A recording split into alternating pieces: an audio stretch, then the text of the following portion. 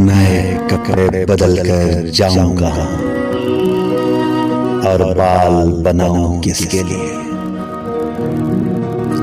कोई शख्स तो शहर ही छोड़ गया, मैं बाहर जाऊं किसके लिए। जिस धूप की दिल में ठंडक थी वो धूप उसी के साथ गई। इन जलती बिलती गलियों में अब खाक उड़ाऊं किसके लिए। वो शहर में था तो उसके लिए औरों से भी मिलना पड़ता था। अब ऐसे वैसे लोगों के मैं नाज उठाऊं किसके लिए। अब शहर में उसका बदल ही नहीं, कोई वैसा जान गजल ही नहीं।